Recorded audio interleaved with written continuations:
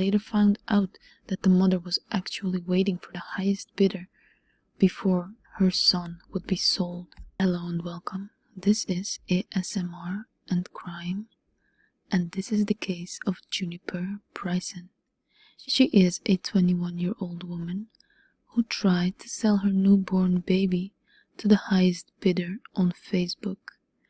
Yes, on Facebook.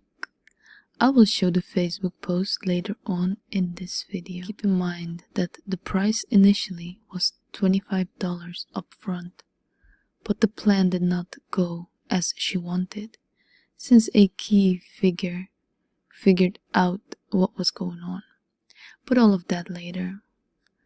Let's focus in on what actually happened, and how could she come to believe that this would be a good idea.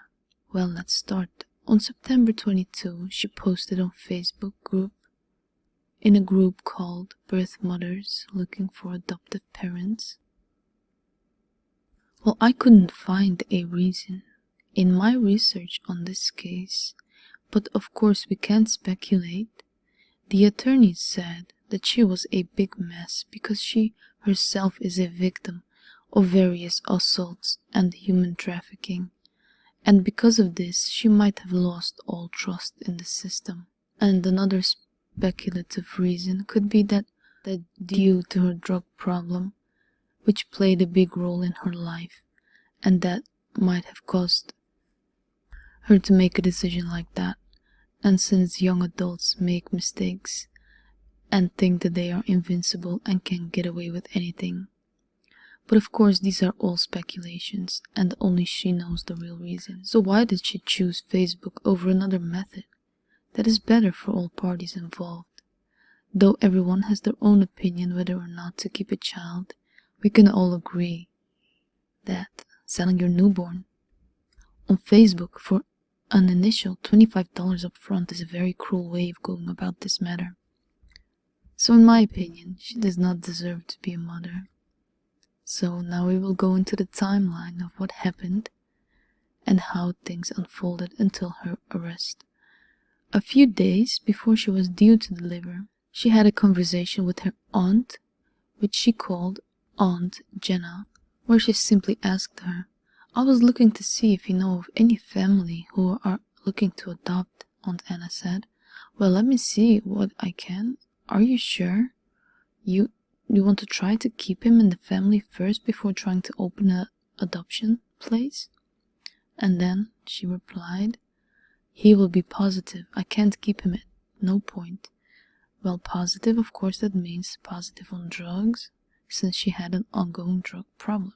So this is of course the report released. Of course, she said, "Juniper, he will be positive. I can't keep him at no point. So positive for drugs." And Juniper is clearly a drug addict. And then of course September 22 comes along, and while she is having a conversation with her aunt to find a parent, she decides to go on about the business herself. And she posts, "Hi, I am seeking an adoptive family for a newborn son." A few people replied, "I would love to adopt." And then another one, "My husband and I are wanting to adopt." And then later on, she posted on her Facebook page for her friends to see. She said, "Okay, I'm trying this again.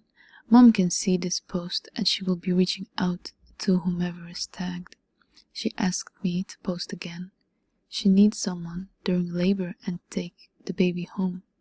She doesn't want him to go to foster care." Next follows, after asking if people reached out to her, she said yes, they did, and asked if the adoption was legitimate. See, of course, asking questions about the legitimacy of this situation. They then continued to talk about money. So Juniper said, "At some point, I'm gonna have to compensate." And Aunt Jenna said, "What do you mean? Like money? Do you want money for the baby?" And she answered yes. Aunt replied, "You are crazy. How much do you want for the baby?" Juniper replied, "It's not even like that. I just want enough to move into an apartment and get a job and get my older daughter back. Nothing crazy at all. Maybe work at DoorDash. It was bad enough that she tried to sell her newborn baby boy to the highest bidder on Facebook, but what is even worse is that, initially, she asked the couple for a small amount of $25 to cover food and delivery costs. And after giving this some thought, she came to the brilliant conclusion that she might as well ask more money, and proceeded to increase the price. She now asks new people who she has contact with for a minimum of $150 upfront, and after the birth the rest of the amount. According to sources, whenever a couple decided not to proceed with her outrageous offering of child selling, she then said if the baby wasn't worth $200 to them, then screw all, when it is clear that they did not decline because they didn't want the baby, because that's why they were there in the first place. But it is more likely that they got cold feet because of her behavior and the strange practice of selling an unborn baby on Facebook. It is not like we are buying a used car, but a child. And then she had another post, which I will show you, which was with a willing parent. I am in Houston, Texas, but willing to travel to have him if we can arrange that. I do have a lot of pain and I'm contracting, so it needs to be soon. So in this situation, she was already on the point of giving birth. And then people replied, wait, this is legal? Because it seems to me giving your kid to someone on Facebook or the internet is and should be illegal. Too bad we can see more of the message. We'd love to chat, and then people still are interested, even though it is a very strange post to see. Meanwhile, Bryson was allegedly stringing along other hopeful parents, including a licensed foster care provider who traveled to the hospital and was present during the birth, one of which was Wendy Williams, a local woman who developed a friendship with Bryson during her pregnancy and wanted the baby. Then the day comes that she must deliver the baby. We are now at September 23rd, 3 days after she started to put her brilliant plan into action. 3 days before the birth of her son, Miss Williams, she was actively trying to find a couple. She reached out to a relative. She called aunts to find a permanent home for her child, and in the meantime she decided to take matters into her own hands and actively search for fit parents on Facebook.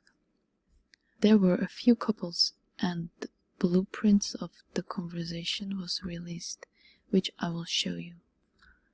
For example, a couple from Louisiana drove overnight to be with Bryson and the baby in Houston. 3 hours into the couple's journey, Bryson asked. Bryson is of course the 21-year-old mother, supposedly, who did not want her baby, asked them to send her $150. If you like this video, you can support the channel by leaving a like and a comment. It will go a long way. Writing, if the baby wasn't worth $200 to them, then screw them all. The couple then headed back to Louisiana. Here's the conversation. I don't know how to do this. Well, you call me. Has anyone else shared their location with you? Obviously, I'm serious about doing this. Or send money for food. Should we turn around? Did you get the food you ordered? Send screenshot of Apple Pay with $150. If you call us, we will send it. We tried to help. I wish I could see that. No one would love that baby more than us. We tried to help you. And then Bryson said, the mother-to-be, now I am blocking you. For this whole June, you still haven't sent me the money. And then the parents said, who wanted the child, I asked you to call me and I will send it. Bryson said, do not text me again. The adoptive parent said, I am literally 2 hours away, so she was already on the way. Mother, I am not calling you. You know what, you are making me more mad. You are full of they said. And then, how am I full of she said. Don't text me. MF, phone again, unless it is sent. They said, I have done everything, so you see that they are in complete good spirits and wanting to proceed with this, but she is not budging. So this is about everything that we can read from this. So it really showed you that it was a heated conversation, and it showed you the state of mind that this 21-year-old woman was in at the time. So this obviously didn't work with those parents. And next was the other option, which was Wendy Williams. Wendy Williams was in the hospital when Bryson was into labor, and the baby was born on September 24th, one day later. And then later on, Miss Williams, in an interview, told ABC, I felt a connection, as if he were mine biologically. She said she watched Bryson suffer from withdrawals while in the hospital. Of course, due to the drug abuse. I just thought this was someone who was in a really bad position, she said. The drugs had overtaken her and she wanted to get better. And reportedly let Williams and her husband name the baby and had signed over the right to make legal decisions for the child. The documents were also notarized. While still in the hospital, Bryson posted on Facebook saying she found parents for the baby and tagged Williams. People then started sending Williams screenshots for messages claiming that Bryson had been trying to sell the baby. Williams said Bryson never tried discussing payment with her. When Williams confronted her, Bryson told a nurse to escort Williams out of the room and later found out that the mother was actually waiting for the highest bidder before her son would be sold. So all of this happened during and after the labor. She was still in conversation with other parents to find the highest paying parents to be. All this on Facebook, of course.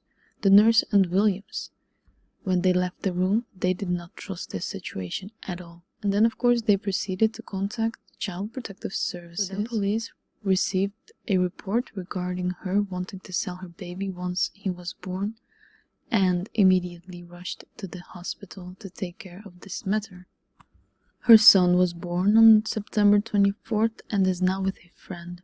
At this point, Wendy Williams is trying to get the baby back in her custody, like it was promised. During trial, her attorney stated that she was a victim of human trafficking, compelling prostitution, and multiple assaults. This woman has been victimized for years, just turned 21, and since she has been brutalized most of her life. And he proceeded to say that he feels that she is now again being victimized, but by the state this time. If you like this video, you can support the channel by leaving a like and a comment. It will go a long way.